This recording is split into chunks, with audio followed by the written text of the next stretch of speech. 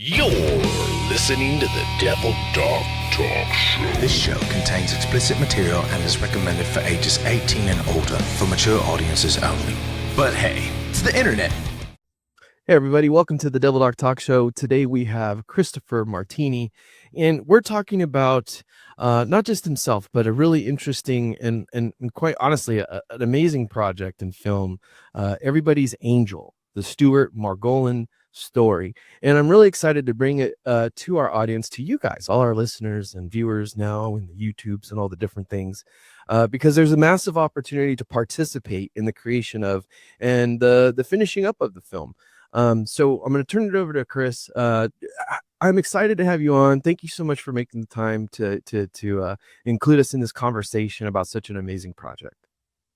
Joey, thank you so much for having me on and letting me talk about this documentary. Really appreciate it. So Anytime. I'm really stoked. Like, I mean, honestly, when we were kind of catching up about the dynamic of the depth of which your stepfather was able to accomplish, I'm really eager to hear about how that influenced you in your journey into film. So I guess that would be the starting point. How did you start this journey in film?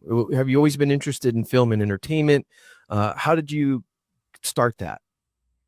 okay, so I'm the child of a parole officer from Texas. My mom was a parole officer, and my real father, who Stuart was my stepfather, my real father was a sculptor from Italy, who taught us a lot about art, architecture, sculpture, art history.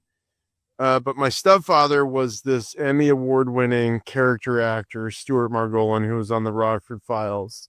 And I fell in love with cinema because it all started in the house with Stuart, because Stuart had all these great movies at home. We had these laser discs, and we were blessed to have a big screen. This was before like flat screens, so we had like a laser disc projector and everything. But he had Orson Welles, he had Citizen Kane, Orson Welles, he had Kurosawa, he had Ingmar Bergman, he had Sunset Boulevard. He also had, the Muppet movie. You can't go wrong with the Muppet movie. I mean, it was like, Kermit, so, but, he had all these great movies, and I used to watch him. I would watch him over and over again, these like deeply psychological movies. But I just, I fell in love with the black and white imagery and cinema. And I was just like looking like, what is going on? Like, what are they talking about? And what's the camera doing? And, it was just, so I fell in love with it that way. So I knew Stuart worked in the film industry, but it wasn't because he did it. It was because I just fell in love with it naturally. But, he helped get me on set where I could learn. But, unlike a lot of, spoiled Hollywood brats that show up on a film set, their parents are like somebody famous, they sit in a director's chair and don't do anything. And, like I actually wanted to cut my teeth. I did every single position on the film set, from production assistant to camera assistant to sound man, then I got into editing and then ultimately directing. I did go to film school. You don't need to go to film school, I don't think, but it's good. You meet people there, you meet all your friends that you're going to work and make films with. And that's a film school as a whole other topic. But I fell in love with cinema. So, I started making my own films because I always wanted to direct. And my sister's a costume designer and my brother's an actor. My brother was in Saving Private Ryan and Contact and The Unit and Captain Phillips, and he plays a lot of military guys. And I've been making military movies. But so I started making movies and just short films on Hi8 video and editing with them VCRs. And then I started working, shooting on film and cutting on film. And what I realized, and this is my point is that what I fell in love with was learning. What I fell in love with was not knowing what I'm doing, and just being committed to figuring it out. Because what I realized was that, because as I started pouring all my money uh, into these movies, what I realized is if my story wasn't great, then I've really messed up, because I've spent a lot of money. And so I would make these films, I'd spend a lot of money, and I'd get these blank expressions on people's faces. And I was like, I can't let this happen again. So I have to figure out how to tell a story. So it was the process of like figuring out how to tell a story is how I fell in love with it, because once I figured it out and I could see it was working on the faces of the audience, then that's what I fell in love with, just the process of learning and discovery. That's amazing. I love that because for me, entertainment media, film, art, right? I love that you come from an extensive, I want to say, relationship with art and how to create that story, the depth of character, and understanding why it's important, not just to show it, but to feel it. And that dynamic of viewers, I always find it funny that, for me, I don't know if everybody's like this, but you watch a film, like you brought up your military films, right? And you see, and there's this image of character identity being reflected upon in the circumstance that this character is going through, right? And the dynamic to show, especially in war films, because we don't want to experience, I don't want anybody to re-experience any of that, right? I don't want it to be anything external other than a history where we learn from it. And those that carry that burden are, I want, not just revered's one thing, but really attended to and respected, in the sense of saying, how do we avoid more mistakes, right? Just like you coming through film at every layer, right? Not being the kid on the director's chair, but being that young man that's asserting his passion, right? Going to film school, doing all this amazing stuff. I find that to be profoundly important, especially for young people today, right? To reflect about what it is, how did it get you there, why did it get you there. Uh, I guess what I'm leaning into is, how do you find that passion to continue through, and now leading into this documentary, to not just become the director or the storyteller, but the person having to, do the financing, the heavy legwork of how films actually are made. How do I do that, or how do Yeah, I keep how do you keep your head above water? I'm yeah. spinning I'm spinning just trying to think of a good question to wrap around on that one, and I'm like, "But how do you keep your head above water, working in such a depth of, I wanna say, not just this story, but dynamically within the entertainment field?" Well, film is like having a baby. It's like having a child, So you have this idea. That's another reason why I fell in love with cinema, because you have this idea in your head, and then you go and you write it, and then you have to go find the money to bring it to life. And then once you find the money, you need to communicate your vision to talented people, because you can't do it alone. I've tried. You do need people. And it's communicating that vision to everybody, and just steering the ship in one direction. And so, but back to the idea of a child, is that you bring this child into the world, this beautiful child, and then you have to protect it, because what you're going to find is, like, so many people try to take your child away from you, or influence your child, or if it was a ship, they try to steer it the other direction. And that's the only time when I'm a real asshole, when I'm making a movie. Because if the ship's going off course because someone is asserting their dominance for whatever reason, for attention, or for lack of ability to truly create, so people try to do that. They try, and some people don't even know they're doing it, and of course everyone loves to take credit for your hard work. And and what you have to do is just let it go, and let God decide, that how this is going to go about. And you have to let go of your ego, and just let them feel like they're making this. But they're all talented people, so trust in them to bring your vision to life. But you have to be very dominant when you feel someone is trying to interfere with your vision. So, that's the hard part. The hard part really is the writing of the script, or if it's a documentary, just the writing of the treatment, or just figuring out what you're going to do and the story that you're trying to tell.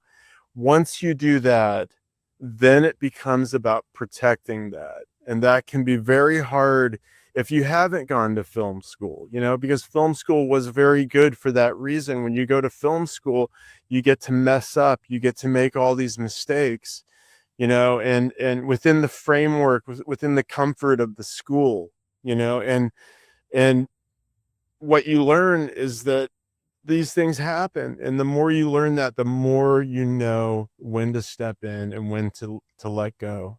Yeah. I hope that makes sense. No, it does. It's actually, it takes me, I'm really kind of flabbergasted by it, because the perspective of it isn't just in creation or art. It's really leadership, right? You're discussing leadership and the qualities of continuing through, even if, let the also end, it's okay to get messy. And I think that's what a lot of, especially in the veteran community, a lot of people take too serious because of the fear of failure, right? The backtracking, that fear of not doing as good as you used to, the peak, quote unquote, the Al Bundy syndrome, right? Right. And I think that's really important to highlight, because throughout it all, it's being that leader and showing that qualitative and substantive characteristics within the story, but also in yourself, right? Having a, like you said, you course corrected, and as soon as you said it, I was like, oh man, you're so rock solid on that whole, parent and child relationship, because I have two boys, and it's very much so. You could be hard-handed, right? But you bring up God as well, and I go, what is normally going to work out? It's the soft touches, right? It's the introduction, it's the education, it's the guidance. So I love that film school brings that into perspective, and that now where you're at, you're able to really take on this amazing film about your stepfather. Now, telling this story, right, about your stepfather, how did you come into realizing that this is the time for this story? Oh, wow. Well, I thought I was too late, because he passed away, but and I had never interviewed him. So what happened was, I had a production company in Midtown. We were to make money to fund my projects. We were doing corporate videos. We were doing really well. Then COVID hit. My partner and I divided. We had two cameras. We had two of each piece of gear. So we divided our gear, and we dissolved the company, and then we went our separate ways. And I was sitting at home during COVID with all this camera gear, and normally I hire cinematographers to go out and shoot. And then, I like for my education to be constant. Like, I'm constantly trying to learn new things. And so I said, I'm going to start shooting. So I started buying more camera gear. I went into that rabbit hole, and but learning the ins and outs of the cameras, the lenses, everything like that. And I started shooting my own documentary. So, since COVID, I've done two feature documentaries. One I shot, the other one I didn't. Both of them were in movie theaters, got this distribution. And so, but then, before COVID, Stuart died. But what happened was, I realized that I had never interviewed Stuart, and I had been making these documentaries, and I thought, I have to do Stuart's documentary. And then I realized he wouldn't have wanted to be on camera interviewing anyways. So, because he just wasn't that kind of guy. It was all about the work. He didn't like talking about himself. And in fact, whenever we were at home and I turned on the camera on him, sometimes he didn't always like it because he was always on camera. So I don't think he would have wanted to be interviewed. So I just started, planning this documentary. I filmed my mom's interview. I filmed his brother, Arnold, his interview. So Stuart was a character actor. He was in the Rockford Files. He won 2 Emmy Awards. He had a career of 60 years in film and television. He was in all these movies like Kelly's Heroes, Death Wish, Days of Heaven. He was on every TV show, Magnum P.I, Love Boat. everything. And and then he did a lot of directing. He was also a composer. He composes on music. He had an album of his that was released by Warner Brothers, so he was also very like musically talented. So I just started putting this documentary together, and I launched this Indiegogo page, and we've actually already met our goal, which is great. It's not a huge goal, but we have enough to go to LA and interview some of the celebrities that worked with him. So I want to try to get Ted Danson, Tom Selleck, David Chase, the creator of The Sopranos, who wrote the Rockford Files, Richard Gere. There's a lot of people that love Stuart that worked with him. Howie Mandel, just the list. Stockard Channing, Griffin Dunn, the list goes on and on. So I want to try to get these people. I want to try to shoot the interviews in the Chateau Marmont in LA, this classic hotel that I know Stuart stayed in. And so hopefully they say yes. So, if somebody wants to support this film, just go Google Everybody's Angel and our Indiegogo page will come up. You can donate at any level. Right up to associate executive producer credits. So we're there's going to be a huge cost of licensing archival footage of all these shows that Stuart was in, but at least we can get these interviews in the can, cut a sizzle reel to bring in additional investors. So I'm really excited to tell Stuart's story. What it's about is the character actor. Now, Stuart was a character actor, so it's really about these actors that come in and they play these crazy roles, and you always remember them. You either love them or hate them. They piss you off. It's funny. Like I have James Garner's daughter helping with this. She's going to executive produce it. Gigi Garner. And the official James Garner fan page is behind us, and they're helping push my posts out.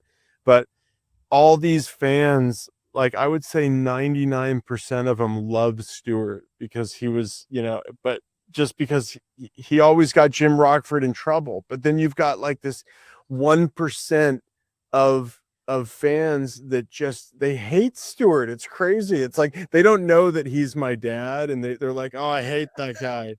They're like, oh, I hate him, and that's because he was always getting James Garner in trouble on the Rockford Files. He was played this kind of slimy Weasley character but the purpose of a character actor is to bring out the good qualities of the protagonist. So his role was essential to the show because it showed what a great friend Rockford was, and how loyal he was. And so character actors, especially good ones like Stuart, when you already have a great script, they come in and they just bring the story to a whole other level, offering way more than the writers could ever expect.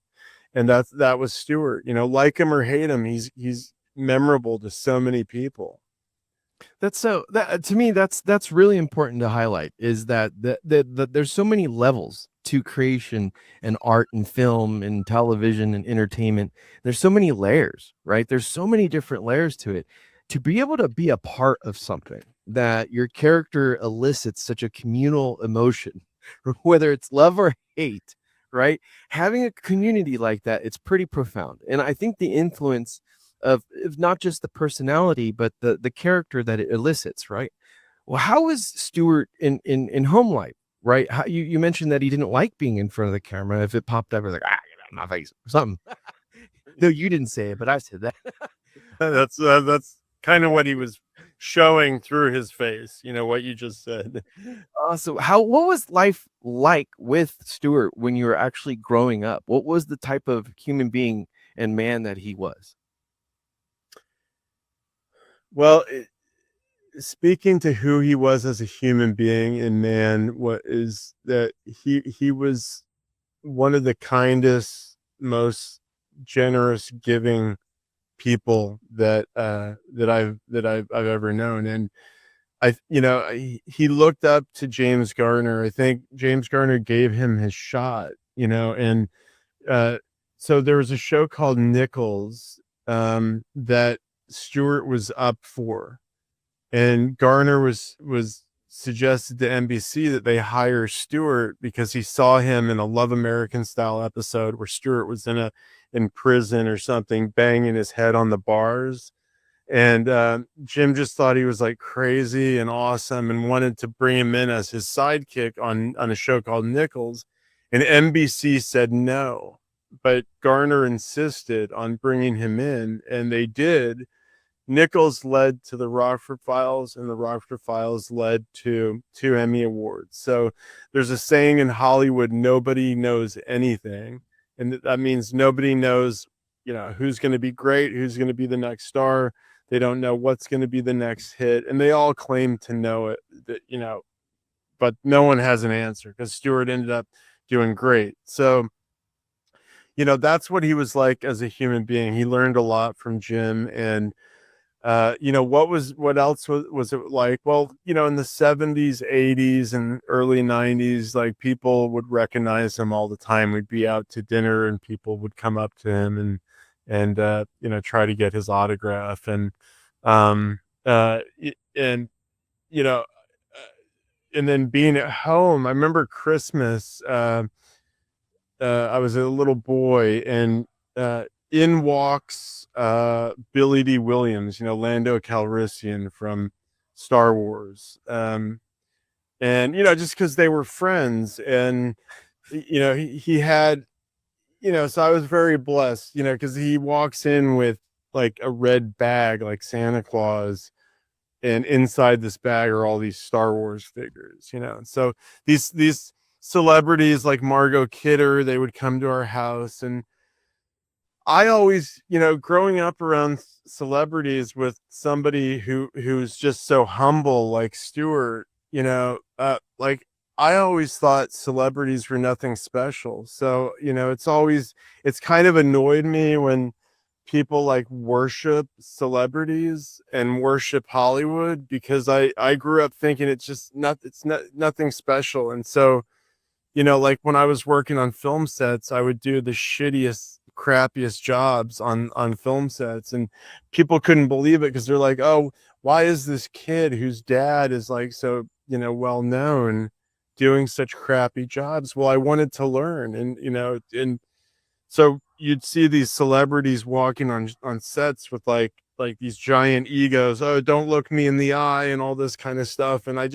always thought that's just so ridiculous, because I was around celebrities that were like great models as human beings, like Garner and Stewart. So, it, I learned a lot about, how to be a good person, I think, while, working in film, while being a director, like when you bring these people together to achieve your vision, you're bringing a family together. So when the film's over, you should feel very sad because your family's breaking up. You're not going to see them. So that's what Stuart learned from Garner, is just how to create a family environment. So I worked on the Rockford Files remakes in Los Angeles, and I got to work directly with James Garner. Now, he always insisted on having this giant AC unit on his film set, it was hooked up to a generator outside, and it had like these giant tubes that would like go through the building, and you'd loop them through the building onto the set so he could be blown with air because it gets really hot in LA.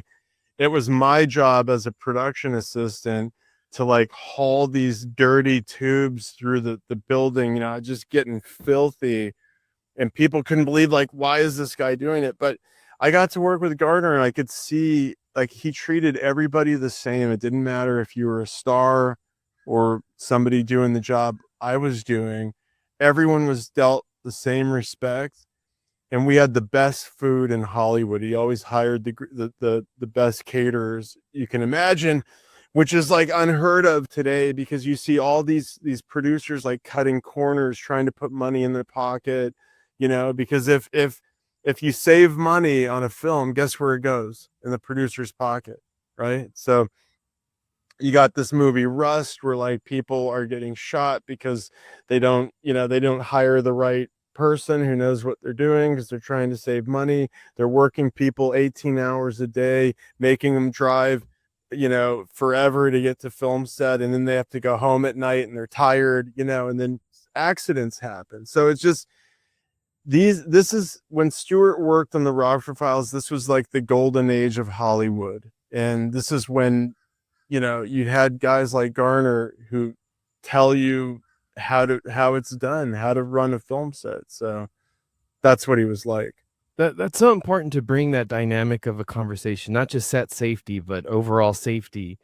And it, what do they call it? Labor exploitation, right? I think there's so many conversations to be had within unions and the current, agenda. And just like you're saying, the breakdown of intention within cash flow, the waterfall effect, whatever they call it, the water, they take this and net profits for that. Well, however it's distributed, right? I find it that mentality is coming from a corporate mentality where they're being told that the only thing that matters is the dollar, right? And in that, I feel as though personally, don't know how you feel, but in Hollywood, this is what's really costing. I want to say the state of California just an insurmountable amount of creation, potential dollars, tax infusion, rebates, all the things that go on with the film production. But it's that simple mindset, like you said, Stuart had, is to be able to take care of the full set, take care of everybody, right? Jim was able to treat everybody equal in order to make sure that the craft and the workmanship and the product overall is this thing that people not just will want to consume, but it radiates bond, it radiates belonging, it gives, like the kids say, aura of acceptance, right? When you look at that total imagery in reflection, for me, as you were saying, this kid just lugging tubes all throughout, these massive, whatever called the elephant doors probably, and you're going through it. And you're like, hey man, and everybody's like, what the fuck is up with this kid, right? And it comes down to, well, you're putting in the legwork to understand the truth of the environment, right? I go back to the military a lot because leadership has, in my eyes, degraded to the point of no return. Okay, there's a lot of potential conversational points, and I love that art gives people like myself and yourself such an ability to shine light, especially on people like your stepfather, Stuart Margolin. And I like that because to me it makes it fun in the perspective of what is real, right? Because you're right, I think people have the idea of the face, the celebrity, right? And the construct of what a set is, or why, or how a movie is distributed, or what is the actual important part. But the telling of a story, I love horrible movies, and I mean it, like B-rate. I mean, just the worst of worst of worst. There's this movie I started watching. It was called Crack Coon, and I was just blown away, not only by the title, right, but the fact that it was just a replay of the same Cocaine Bear, right? And it was laughable, but in my eyes, I'm going, somebody, okay, so I don't care about the money, but somebody said, I'm going to put this on Tubi, and it ended up on Tubi. Okay, whatever, everybody floats their boat. That goal to have a theatric release, I think, is amazing, but integrating the knowledge of both the dynamic of growth and the scalability of digital marketing and media and what do they call product distribution, IP ownership, and all the beautiful things that go into what you're building. It makes me happy to hear, that Stuart was this amazing man that really put the work first and didn't want to be, the guy in front of the camera. I respect that so massively because for many years, I didn't want to be in front of a camera. I can deal with the microphone clearly, but cameras, man, they make my butthole pucker. Is my face looking stupid right now? Huh? And that's the thing, is learning video. And you brought this up, the depth of camera work, when you went through the COVID experience. I'm just going to call that now, it was the COVID experience, right?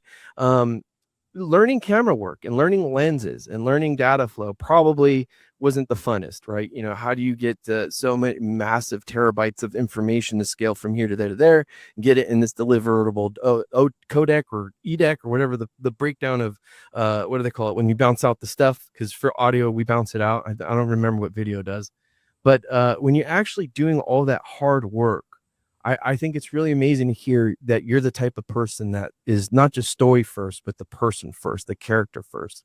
And I bet your stepdad would be the most proudest father in the world about this story, and bringing it to life the way that you are. That grassroots production, having that Indiegogo fully funded now, and being able to still offer that opportunity to the public, right? I think that's the most massive thing that most people aren't looking at in art anymore, because it's very closed off. They want that Spider-Man On the Way Home or First Day, whatever just came out and is making just massive, an Odyssey, and you have the cross-pollination of artists and celebrity, or just actors. Then you have the cross-pollination of departments, and really what it comes down to is the proliferation of film again, right? Talking about IMAX and the blimpy thing that they engineered, right? All the cool, like really cool things that nobody really talks about in film. So I love hearing about Stuart in this amazing story. I would really love to know, what is the dynamic that you're looking at to not just show, but to really dive into to represent the story of Stuart's life? The dynamic. I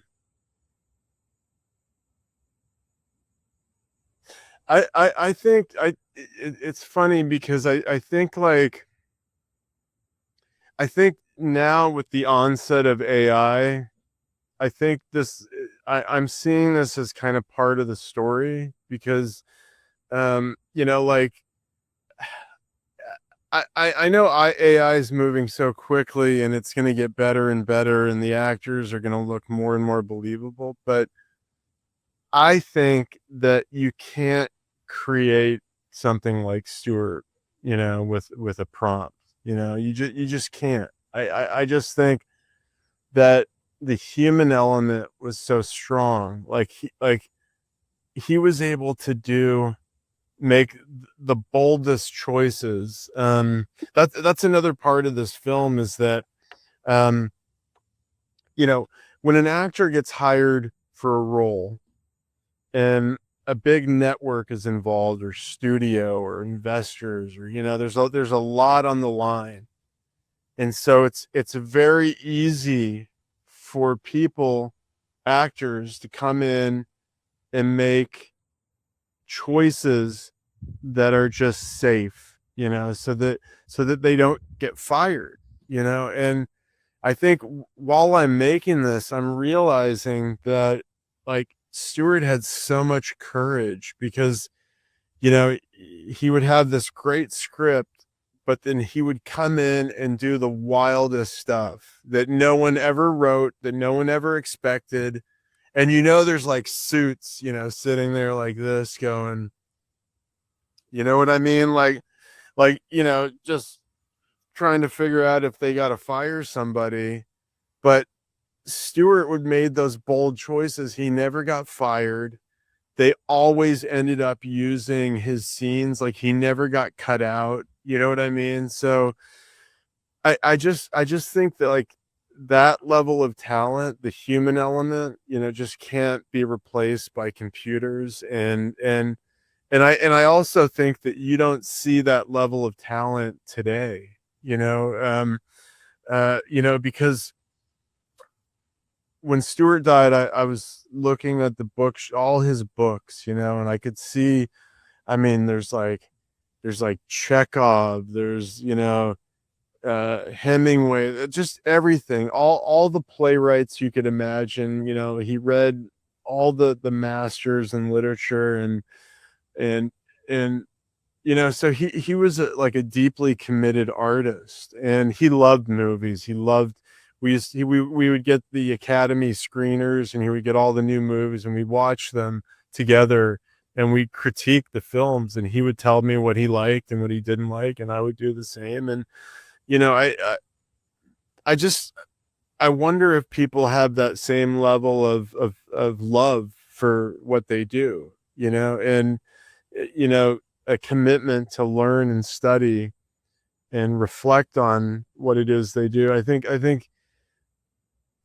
that's his level of commitment is what brought so much talent to these roles, and you don't see it in a lot of actors, and you watch a lot of movies now, and they're hard to watch. They're not telling kind of the stories we want to tell. They're not very good, a lot of them, and I don't think you see that kind of level of talent where, I mean, like, do we have our own Brando? Could you say like that there's a Marlon Brando out there today, in the actors? I mean, I do watch current movies, and I just don't see that level of talent. I don't see anyone making bold choices like that, and I think there's like a certain level of like dullness that exists in what we see, and just the same thing over and over again. So not entirely, I don't like to generalize entirely, but I would say like for the most part. So I think, yeah, I think this film's going to explore just talent in general. That's beautiful, right? Bringing into that conversation of where the arts are and where they're headed, and the dynamic of AI is a very important conversation to be having right now. You have studios that are, in LA that are sitting idle. I believe they're maybe at 30 to 40% occupied. Mm. I'm guessing until the next year, probably potentially maybe until next year, right? Uh, all the quarterly stuff that they set up, I find it interesting that the dynamic of what you're bringing to the table isn't just a, hey, this is an amazing man, this is my stepfather, this is, something that I'm passionate about, but being able to sit back and do that with your father there and watch those movies and critique them and bring that skill, right, to bring it back alive here to where you can see and observe the dullness. I mean, 100% agree, right? If you look at society, our colors and the way that we see society is dulling. um Everything we feel is kind of being generalized. We want an opaque existence, we want marginalization, we want what is it called, just repeatability. We don't want flamboyant necessarily, but we do want it in certain specific things. And I think that character driven part of what the arts brings is that freedom and that essence of creation, because then you can find that person there and you say, hey, we don't have any Brandos, can you think of one? I'm like, I tried to, as we were talking, right? Or earlier when you brought up Citizen Kane, one of the best films that I watched when I was learning in a film class, right? Is what do you see? What are you being forced to see? What is the dynamics here? What is the lighting? What is this? What is that?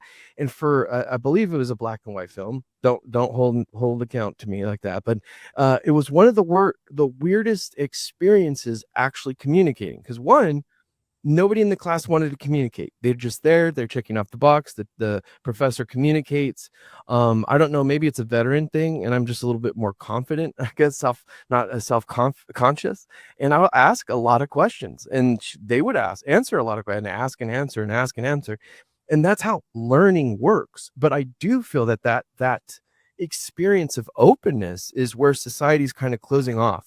Right, we're missing out on not just characters like that your father played here, but the stories that they told, right? The drive that it brings to the full spectrum of the story, not just oh, let's laugh about him, or he's silly, or what was the catalyst here? What did it antagonize?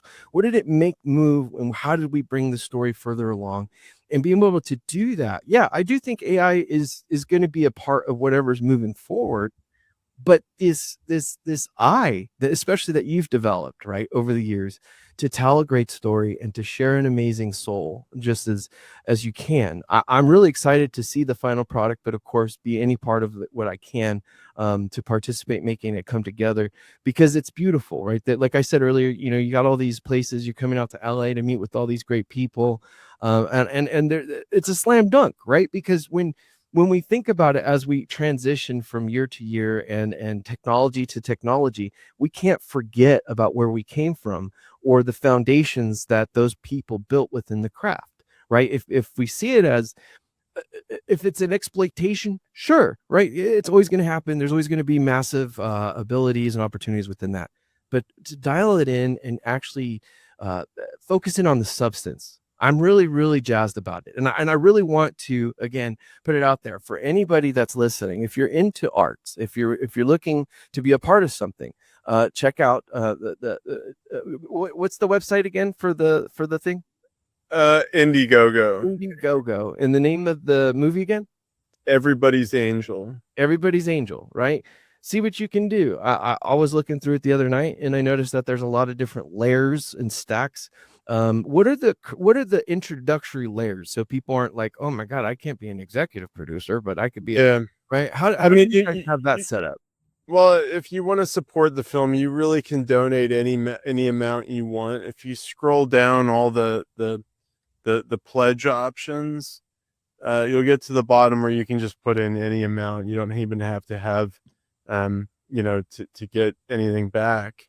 But you can really donate at any level. I did want to say that the NBC is actually remaking the Rockford Files right now. So they already showed the pilot and it got picked up. So the Rockford Files is going to be re-released in January. So the timing of this is perfect. I didn't know that this was happening when I decided to do it. Gigi Garner's actually working directly with, the writers have invited her in the room. They want her, they want her to know what they're doing, because it's about her dad, and there's a lot of fans that say you just can't remake the show. I'm not going to comment because I do want it to do well, but I think my documentary is going to take us back in time to like this golden age of television. You're going to be watching Stuart, but you're going to be seeing all these great TV shows, and where I think everything was just smarter. The writing was better. No one was afraid of getting canceled or fired, and they really could just say anything and do anything, and it was so fluid and quick and smart, and I hope that reminds people of how good the arts can be, and I think if you improve the arts, you improve our culture, you make people happier, smarter, you can actually lift up the mood of the country, which is so down right now. And so we really need this is comedy. This is about laughing and enjoying life, and so I think the timing is perfect on so many levels. It is a very niche documentary. It's I'm not gonna lie, I'm making it for the fans of the Rockford Files who knew Stuart. Even for the ones who hate him, I'm gonna make it for them also.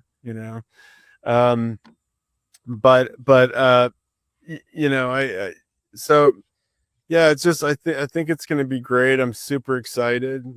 Joey, thank you for having me on. I think this is amazing. I've got other stuff that I'm doing. I'm doing a period movie. It's going to be an 8 million movie that I wrote. So I've got some bigger projects, but this is one thing that I know I'm the one to do it, to tell this story. And I think Stuart's looking down, Angel is looking down from heaven, and I think he's very happy. And I think this is another one of his tricks, is to get me to make his movie, even though he's not here. So the influence of a father, right? I love it. Well, Chris, let's go ahead and wrap it up a bit. I'd really love to let the listeners know, how can we best support your mission and message and be a part of this documentary, as well as anything you'd like to say, shout out, or last thoughts you'd like to let our audience off on. Yeah, just Google Everybody's Angel if you feel like donating to the film. You've still got till Thursday, the 20th. So yeah.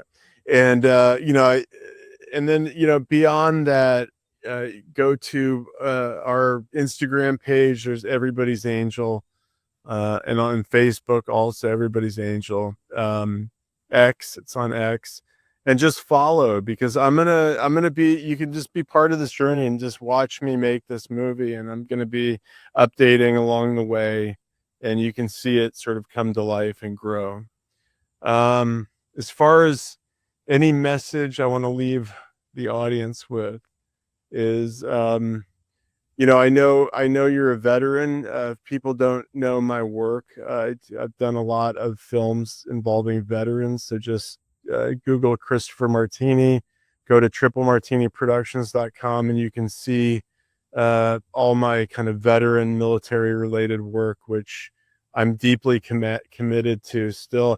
I'm actually starting a film school. There's going to be, it's an online film school with a physical part of it also. ChristopherMartini.com. It's called Christopher Martini Film School. But I'm going to be in this school teaching veterans how to tell their stories, teaching them how to turn their trauma, their story, their deployment stories into movies. Because I get so many people coming to me, asking me, how do I do this? And even today, I was messaging someone on Instagram, a veteran, who's like, I'd like to talk to you about adapting my book into a screenplay. And I had to tell him, I said, look, I can do that, but you're probably not going to be able to afford me. However, I have a film school that I'm starting. If you go to ChristopherMartini.com and enter your email and sign up, I'm going to launch it before the end of the year, the screenwriting section, and you can learn how to turn your story into a movie. And then there's going to be a physical part of it in New Mexico, a retreat, where we're going to get hands-on experience making a film, for veterans and first responders and anyone else. I'm working with two guys, Jonathan Delaney Marsh, who's an experienced producer in New Mexico, and Dallas Burgess, who's a veteran turned film director who he says film saved his life. And that's why I'm doing it, because filmmaking gives you a mission. And I think veterans are so well suited to filmmaking, and this is why I want to teach them how to do it.